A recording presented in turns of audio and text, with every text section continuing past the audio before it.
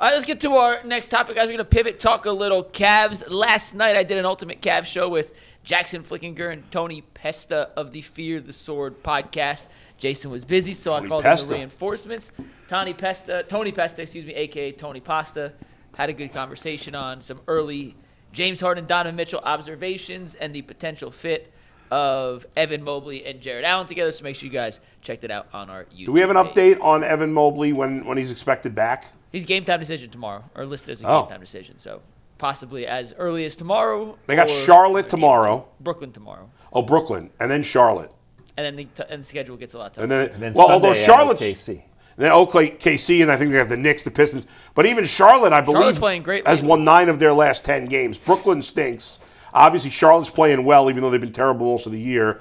And then Oklahoma City, New York. I assume Giannis is not playing? Nobody knows with Giannis. Yeah, all right. Whatever. Anyway. And after Milwaukee, it's Detroit, Brooklyn, Detroit. So 2 games against the Pistons. They got Orlando coming up, too. Yep. And then their final, 15 games, they play almost all awful bad teams. Yeah. They play, of their final 27 games, 12 are against teams that are in the tanking category. Yeah, go ahead. So what are we doing here? We're doing Fence Riders? Some more no Fence Riders. We did the first half of the 10 I sent out yesterday. We're going to do the second half of the 10.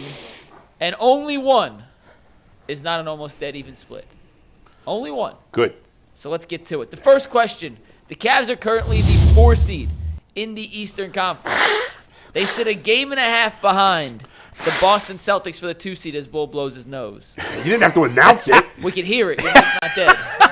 I was purposely doing it while there was a graphic up. Well, wave. I got to blow my nose. I'm at the back end of a cold here. What do you want from me? Wave so we can kill your mic next time. All right, well, I don't know. So, jeez. That's what makes UCSS special, you know. Yeah, go ahead. Call it out. But all right. Fair enough. You puke, blow your nose. Will they? They are currently 4, a game and a half behind the Celtics for the 2 seed. And just you got to get a picture for Zach up there. Oh, we have Zach in the answer. He just doesn't fit on the fence to begin with. The answer, though, 8 of us said yes, they're going to finish with the 2 seed. Dustin, who's on a cruise by himself right now, is actually on a cruise as the lone soldier on the no side of the fence. So I'm surprised everybody said yes. Jason, I'll start with you on this one. Why do you believe they'll finish as a top 2 seed when it's all said and done? They're only a game and a half out. I don't think they're going to catch Detroit for the top seed, but they're only a game and a half out for the second spot. And we talked about schedule yesterday. You just went over it again about there's a lot of wins the rest of the way. So, yeah, I think it's very reasonable that they can run down Boston, right? Boston's in 2 spot right now? Boston's 2, correct. Yeah, but, I mean, there's a bunch of teams bunched up there. There's no reason they can't run them down. They're all playing well, by the way. Like Boston, the Knicks, the Cavs, the Pistons, all playing good basketball. What do we think about Is Jason Tatum really coming back? Is that possible? It's the rumor. Sooner than later. What a difference that would make. It'd be huge for them in the playoffs. I mean, it's been remarkable. They were the 2 seed without their best player. They have done a marvelous. Great organization. Everybody wrote them off. Yeah. After the Tatum injury. You know, like you look at Indiana, they lose their best player, they stink. I'm not a huge believer in the head coach meaning a ton in the NBA, but I think Joe Mazzulla means a lot to those guys. Yeah. Like he's a he legit certainly wacko. does. Yeah, they've embraced this underdog role, and they're playing really well. So you're confident they're going to be the Cavs going to be a 2 seed? I feel mostly about the schedule. Yeah. I think it's interesting because I don't think they need to be. Right? I agree. This is way more about timing and spacing and just in chemistry and all of that. But when you look at the schedule, when you look at the energy created by the trade, you look at the opportunity if they show up in those big games and the chemistry does come along quickly, then to me that was one of the easy ones. Yes, sign me up. Yeah, I also think because they've brought in this huge new piece, in addition to Schroeder and Clark, Ellis. I think that with the Harden situation, they're learning to play together. So I feel like they're going to play more to win than some teams do down the stretch. I don't know. I guess we'll find out. The schedule also plays a big role in that. And while they have an easy schedule, Boston and New York both play significantly more teams in that last contention. month. Yeah. Yeah, and because it's so close, just 1.5 game difference, I went yes to. All right, next one. Almost a dead even split here, guys. Will any Cavalier score 45 or more points in a game before the playoffs? Any Cavalier. I mean, that's a random thing. James, Evan, Jarrett, who had a 40-point game tonight, Sam Merrill, Tyson, you name it. Will anyone? Let's see the answers here, Steve. It was close. I said yes. Tyvis said yes. Dustin said yes. Earl said yes. Bull said no. The 3 on the panel plus Jay Look at that. said no. Why did you guys say no? Then I'll tell you why you're wrong. So here's why I said no. I just feel like that they're going to spread the wealth. They're going to concentrate on their timing. And if there is a situation to where either Harden or Donovan sits for rest or for minor injury or whatever, they're probably saying that game doesn't mean all that much. I think they're going to save the Donovan Mitchell nuclear game. If this would have been with someone in the a Cavaliers score 45 in the playoffs, would have been yes. But for the rest of the regular season, I don't think so. Jason? This is a weird question. It is a weird question. Flip a coin. That's how, exactly. Yeah. Will I be shocked if Donovan scores 45 or James Harden scores 45 in a game? No. What are the odds of players getting to that level? I mean, scoring is up, and it's a lot easier for guys to score now than it was. Yeah. But that's still a fairly high number that you don't see all the time. So I'm just sort of playing the odds here. But of all the questions, I'm not knocking Mike. Of all the questions, I thought that was weird. It's just because it doesn't feel like it just feels that's a random thing. I'm guessing there's a method to his madness. What was your thinking behind coming up with that number? No. Oh no, I'm giving you too much credit. Honestly, I was thinking of a number that was high. I'm with Zach. I just think there's so many mouths to feed on the team that I don't see a scenario where one guy gets 45 points. Well, all it takes is one guy to get hot. And then everybody's going to start feeding them. 45 is a big number. It is. That's why I went How against many 45-point games have there been in the league this year? Donovan has 3 himself. Harden has 2. Okay. Yeah, then Jared Allen has a 40-point. That's not 45. Jalen Tyson has a 39. Nobody's getting it besides Donovan or Harden. More than likely. I just feel like, I agree with Zach. I think if one of them sits, it's probably against a bad team. And the other guy only plays 25 minutes because it's a blowout or something like that. But, who knows? It's random. It is random. Go ahead. I said yes because of the potential for either of those two just to get supernova hot one night. Yeah. And because they're playing together and learning how to play together, if a game starts off where Harden or Mitchell starts like 3 for 3 from beyond the arc, I feel like the other is going to make it an emphasis to feed him the rock. Like, hey, it's your night. I want to prove if you got it going, I'm going to let you take the shine. Like, this is your night. Go. And I think Donovan and James are both elite offensive scorers. I think that's a on bold a take, random Mike. night, these aren't all hot takes. Some of these are rational takes. I think on a random night, Jalen Tyson can make 6-7 threes. And if he's asked to do more like we saw against Philly in the game that Darius was out, maybe it could be Tyson. Merrill hit 9 threes the other night. I don't think he's hitting 9 on a regular basis, but I think he could hit 10, 11, 12 in a game. Right, but he hit 9. He still didn't come anywhere close to 45 points. He could do even more than that, and it would get him close to 45. What do you think he's going to do? Hit 15 threes? Do I think it's crazy if he hits 12 threes in a game before the end of the season? No, I don't think it'll be crazy. I think if Sam Merrill hit 12 threes in a game, he still wouldn't score 45. Probably true. I mean, how many 2-point baskets does he get? Well, he'll probably get fouled on 1, so that gives him 39 and just needs 3 layups. Who loves who more? Does G love Shador or does Mike love Sam Merrill more? Definitely G with Shador. I don't know. Close. I don't know. No, it's not close. Can I give a little backstory on something real quick? Yeah. So I went to the Charge game on Thursday. I saw Sam, talked to him for a little bit. Ended up hitting 11 threes on Thursday night. I give it all to the Sam conversation. You still want to stick by your answer? You still want to stick by your answer? Mike imagines that if he were a little taller, he'd be Sam Merrill. Yeah, for sure. Yeah. 100%. There's no imagining. It's a fact. Now, I don't know if I told you guys this. So Sam had the 36 against Washington? Whatever it was. Yeah. He had a fast break opportunity, and he did not go up for a dunk. Right. And in the locker room afterwards, his teammates were busting his chops, saying he can't dunk. Now Sam is adamant he could dunk if he wants to. How tall is he? 6'4", 6'5". Yeah. Do you believe Jason? Do you believe Sam Merrill could dunk? Yeah. Because he's adamant he can. His teammates are adamant he can't. Yeah, I believe he can. So I'm not the level of Sam Merrill fan that Mike is, but he went to Utah State, and my buddy is the coach at Utah State. He's from Cleveland, actually. Look at that. And he speaks very highly of Sam and the donations he's made, money and energy to the program. Nice. So good he for him. says he's a legit good person, and he roots for him from afar. Sam is a good dude. That's can awesome. He dunk? I would imagine White that men he can't dunk. The second, Zach, can you the text third one will Zach, can be you Sam text your Merrill. friend and see if we get confirmation on this?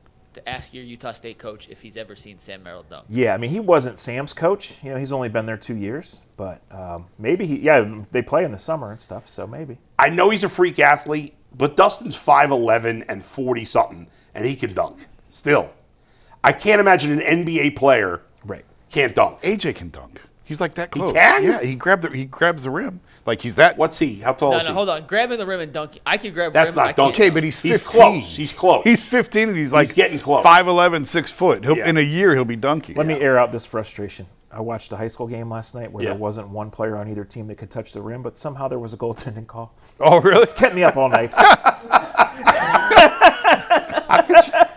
God. All right, let's Referees get to the getting too next involved. one. Go ahead. This one, by the way, is incredibly important, and I'm hoping we'll get some clarity on this in the coming days because I'll save my answer for last. But the question is, will Max Strus play in more or fewer than 17 games before the playoffs? They have 27, so he can miss 10. Will he play in 17 or more? Jay and Dustin believe he'll play in more. The rest of us all went on the fewer side, which is not necessarily good news. Jason, do you have any insight or injury updates to Max Strus, who, by the way, is listed tonight as a game-time decision, but I don't believe that to be true. Yeah, no, I don't. For tomorrow night, excuse me. I don't have any great update there. I don't think he's going to play in 17 because I think you're going to be pretty careful with him. Right, even when he's back. Even when he's back. Yeah. There's no reason to throw him out there. Certainly he's not going to play back-to-backs. I don't even know how many they have left. But he's not going to play in back-to-backs or anything like that. So I think they have a back-to-back right off the bat. They play Thursday, Friday, Sunday, 3 games in 4 days, I believe, right, Mike? They are Thursday, Friday, Sunday, correct? Yeah. Yeah, so I think they're going to be cautious with him. So even when if he's he healthy. doesn't play these next 3 games, you're already down 24. Right. So, I mean, if he played 17 games from this point on, that would be a big win. That'd be a shocker. Yeah, I agree, but I think there's going to be a regimen for him. There's a plan. This is not a rookie.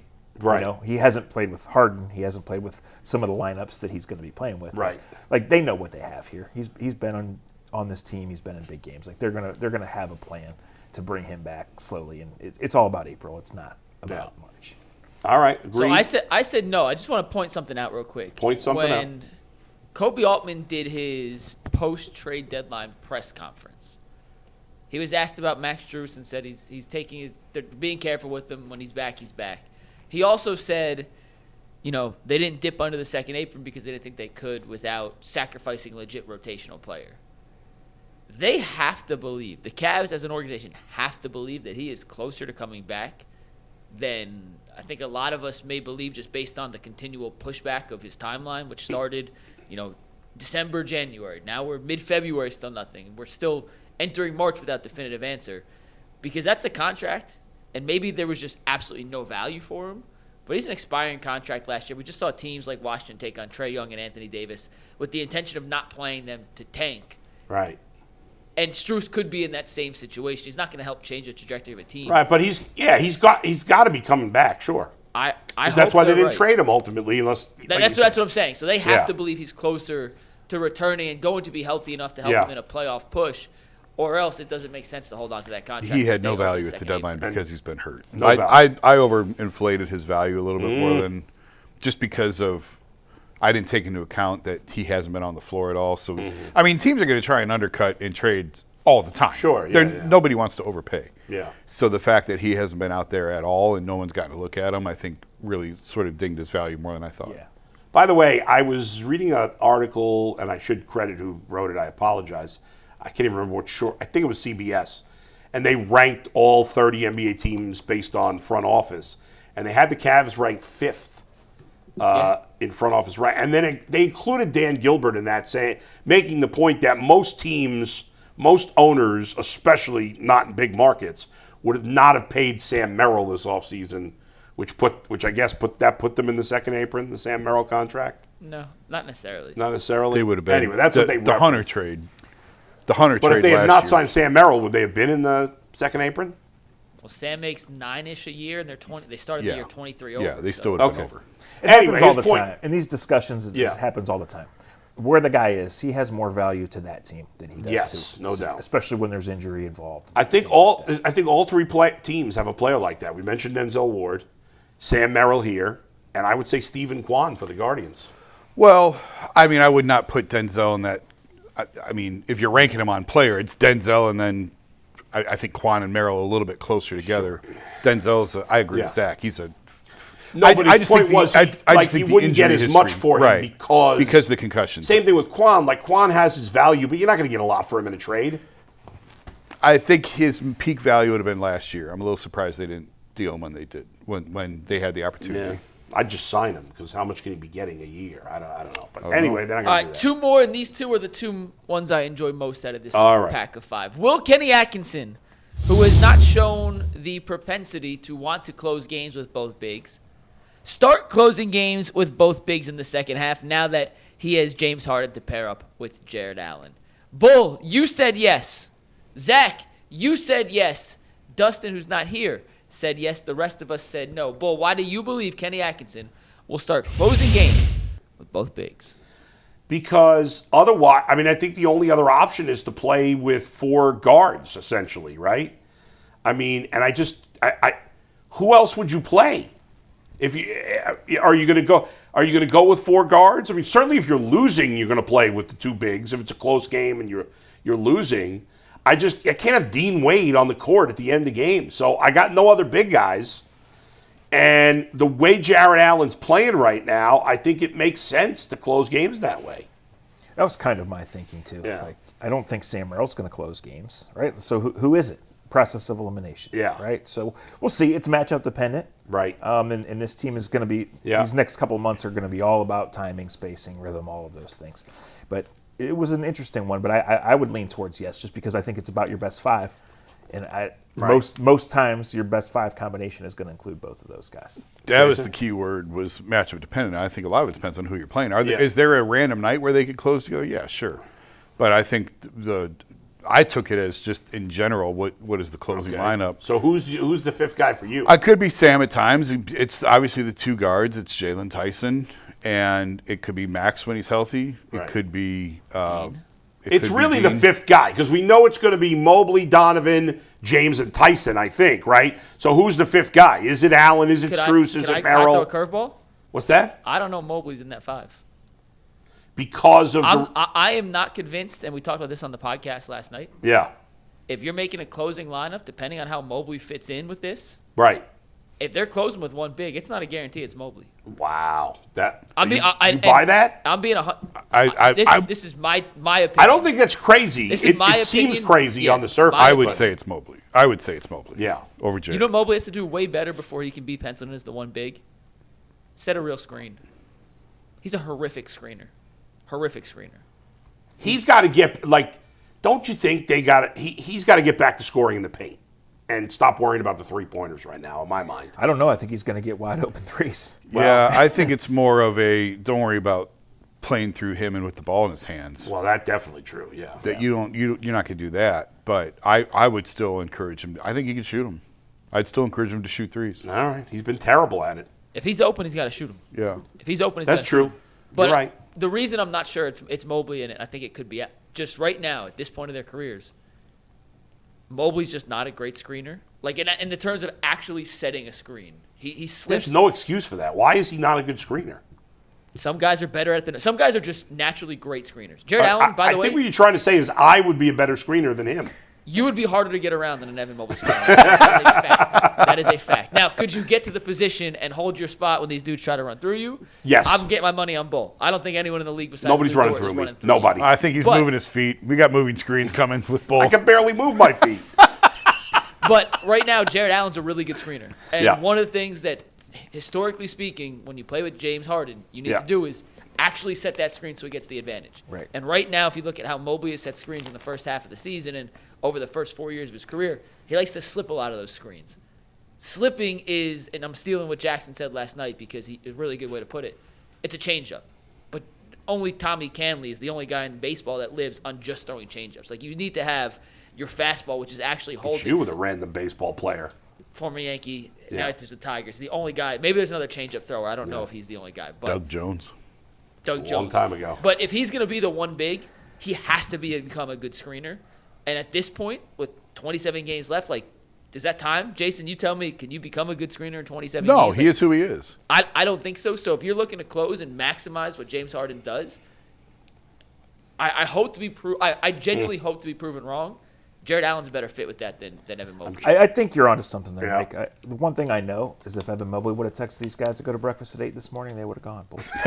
Exactly, Zach. Exactly. It brings us back to our next man. You guys should have sucked it up and gone to breakfast. I was I was packing. at work already. I was packing. That was good. I'm just imagining now, like this perfect world where instead of Evan Mobley, the Cavs had this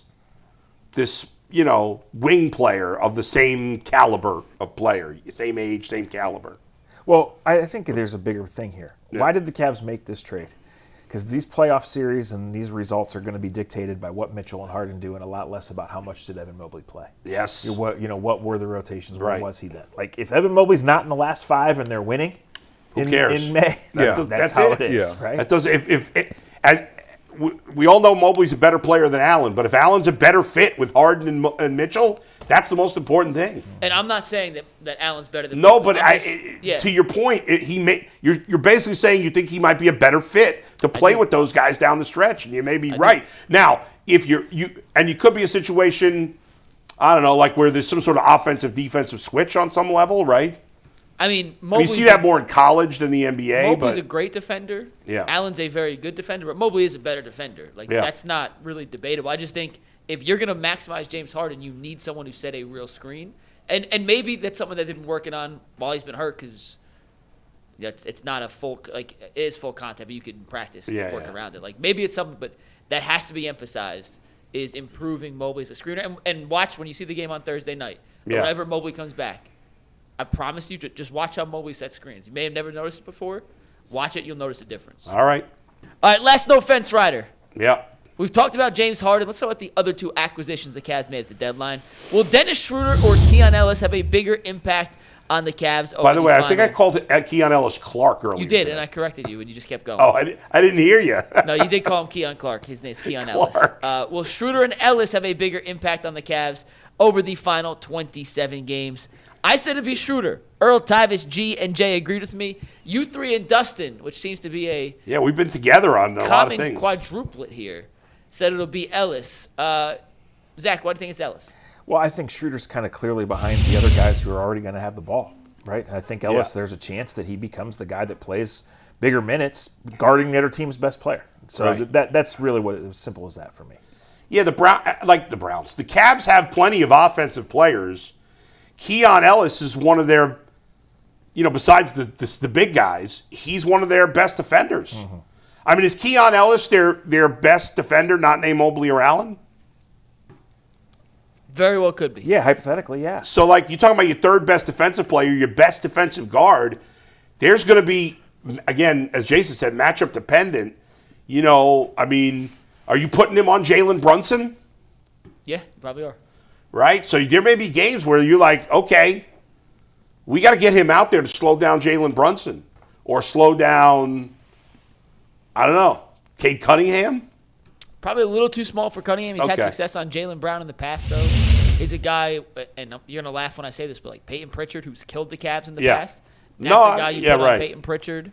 You look across the league, he can guard a Desmond Bane, a Jalen Suggs. Like, those are the kind of guards that he has a chance to negate. The one question mark with Keon Ellis, and this is why I went Schroeder in this instance, and Jason, I'm curious if this could change your opinion at all. For Ellis to have as much of an impact as we want him to have, he's got to make threes. He has to. This season, his three-point numbers have fallen a bit. Now, it was 41%, 43%, 38%. This year it's down to just 33%. If he's just a 33% shooter, as good as he is defensively, because of the other non-shooters they have in those lineups, I still think he's going to play as much as he would need to have a bigger impact than Schroeder, who will clearly play enough to impact a game on a night-to-night basis. So he's got to make shots. Hopefully he can refine that three-point stroke that made him such a valuable commodity in Sacramento. He shot 44% in 24-25 on over four three-point attempts per game. So like he's proven he can be a shooter. This year those numbers have dipped a little bit. So if he's not making enough threes, I don't think he's going to play enough to out-impact Dennis Schroeder. I would agree with that, but I also think he's going to get way better looks playing alongside these guys than he was getting in Sacramento. Good so point. I would Very expect fair. I would expect that percentage to go up. Right. It's not like he has the history of being a better shooter. Yeah. You combine that with he's at best, probably most times he's on the court, the fourth option. At best. Right, at best. Yeah. So he's not the focus of at all. Yeah. I don't know. I'm kind of with Zach. I don't know how many opportunities Schroeder's going to have to make a big impact. Right. He's clearly behind the other guys, and I just think there's a niche that Keon Ellis can fill. I agree. He's got to make shots. If you're going to play in the postseason, how many times have we seen it with this team? Right. You have got to be a threat, and you have to. Otherwise you can't play. You have to keep teams honest, and you have to make teams play 5-on-5. That's why Dean Wade hasn't been able to play in the playoffs. I mean, Dean has struggled terribly with his shot, and that was always the knock, obviously, with Isaac Okoro, was teams play 4-on-5. Exactly. So he's got to be able – if Ellis is making shots, I think he can have a really big impact.